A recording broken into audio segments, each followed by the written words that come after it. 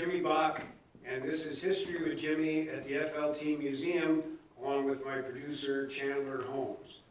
Chandler will be playing a guitar solo, and we dedicate this episode 11 to the men and women who have served this country.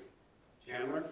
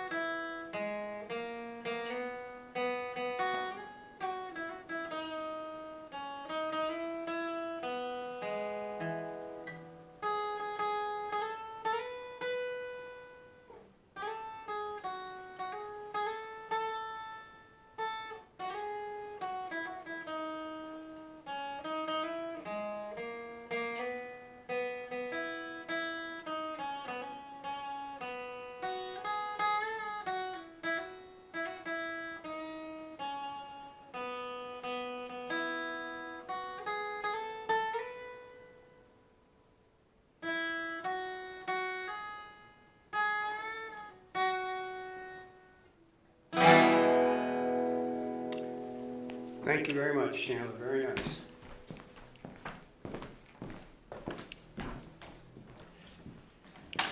Well, as I said, today we are dedicating this episode to the men and women that fought for this country and served this country. And we're going to be talking about one particular group of men who made a difference, and we'll be doing other episodes as well as we go along. But today we're going to talk about the medics. Basically because at the middle of this episode, we're going to be talking about a local man who was a medic and made a difference in many people's lives and saved a lot of lives. So the medics helped win the war with only gaze and stainless steel scissors. They had a very difficult job. They had difficult choices. They had to make choices of which soldiers, of wounded soldiers, were beyond help and have to move on to the next one.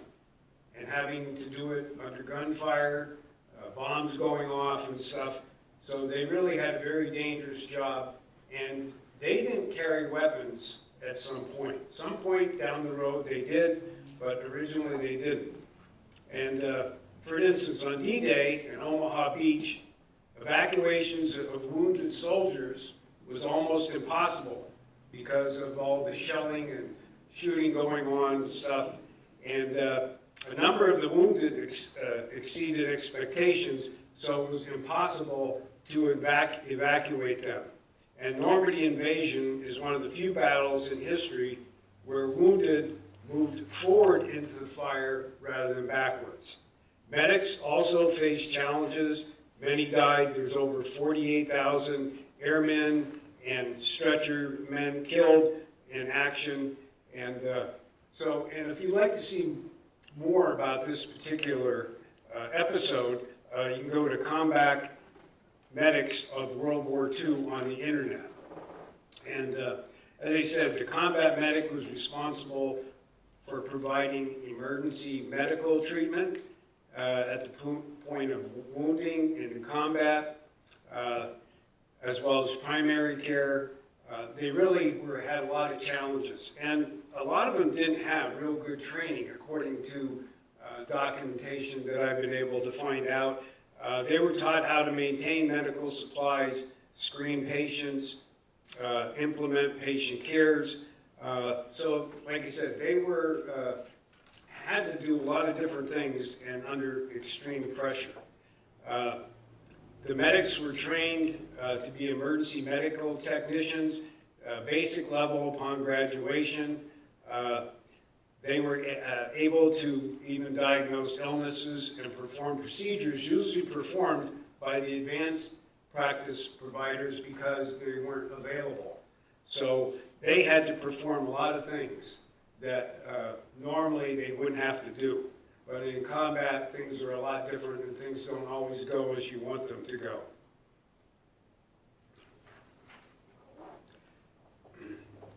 The line medics were independent. The medical care of soldiers assigned to them were anywhere from 30 to 60 soldiers. And they became part of a group that they were assigned a few tasks, and everything their assigned soldiers do, from training to missions. They would be the first ones to treat an injured person, direct immediate medical care, and first to recognize when something is wrong with one of their soldiers because they spend so much time with them. One of the other things is they were talked about and they were actually named hospital corpsmen or doctors. And that's important because of the person that I'm going to be talking about a little bit later on.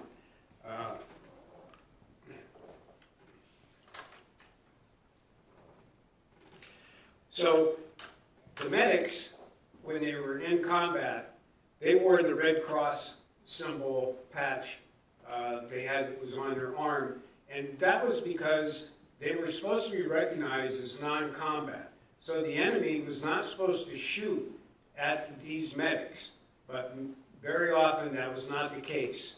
And that's why a lot of them were shot, because the enemy did not, it was in the agreement with the war that they weren't supposed to do that, but that wasn't always, didn't happen.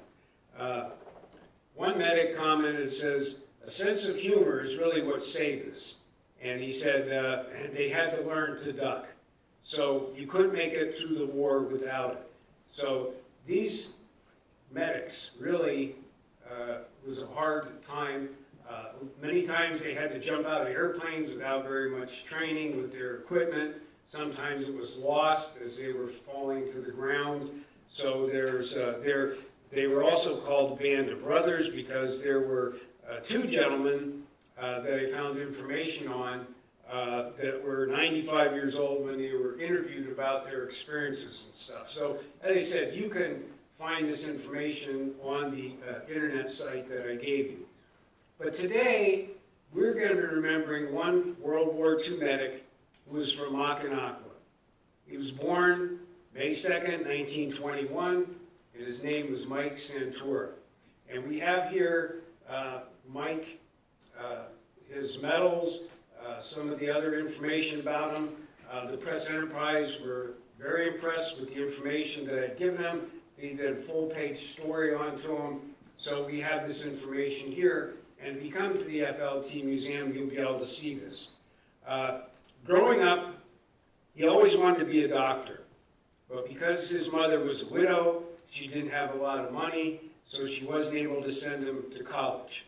At age 17, he joined the Civilians Conservation Corps, or at that time was also known as the WPA.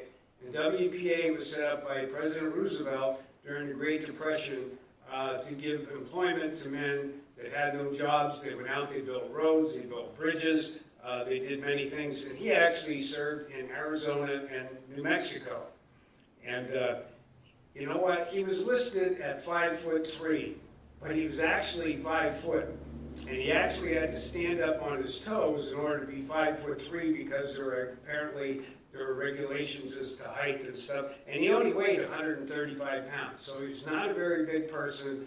I assume that he probably was bullied somewhat by some of the other soldiers, or maybe kidded about his height and that sort of thing. But I think in the end, you'll find out what I'm going to tell you about Mike Santora, that he was a scrapper, he was a fighter, and he saved people's lives, and I think people had a difference of opinion after seeing him in action, especially in combat. In the military, he served in World War II, he was in Japan, he was in Belgium. In fact, I was told by an individual that knew him very well that one of the stories that he told when he was in Belgium, they had to sleep on the ground. They didn't have any tents to stay in and stuff. And in the morning, he went to get up. He couldn't get up because he froze right to the ground. So they had to try to pry him up to get him out of there along with some of the other soldiers and medics and stuff. So he also served in France, and he also, I was told by somebody that examined some of the medals and different paperwork that we have on Mike, that he crossed the equator. Apparently, not everyone did that and stuff. So he qualified for many medals. We have the one displayed at the FLT Museum right here, the Purple Heart, the Bronze Stars. There's many other medals that he has here, and as I said, I encourage you to come to the museum and you can see some of these things. But one of the things that he was probably the most proud of, the medics, that he was called a doc, because again, he always grew up wanting to be a doctor, and he was called doc in the military when he served in the war. And he saved the lives of many of his fellow soldiers.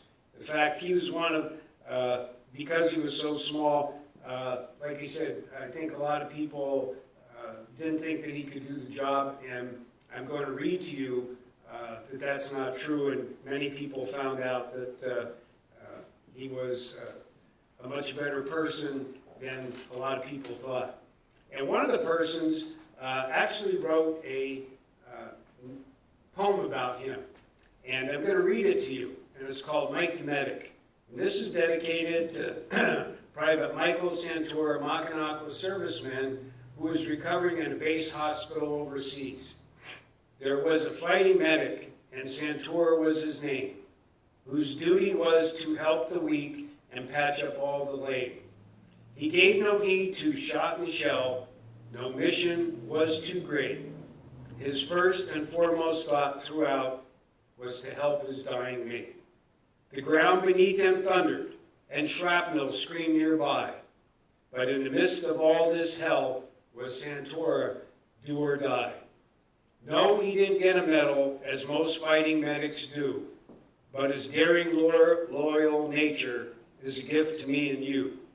This was written by T4 Alfred A. Schmidt, somewhere in France. Mike did not know about this until he came home and someone told him about it, and this was actually printed in a newspaper in Germany. And so we have this here with here at the museum, and you can come and see this for yourself. So one thing that I would say, that a lot of times in schools they're not taught about what happened in the war and what people went through. A lot of times the veterans never spoke about their experiences when they came home. So I would ask you that if you know somebody that served in the military, was in the service, served this country, not only to say thank you for your service, but do something for them.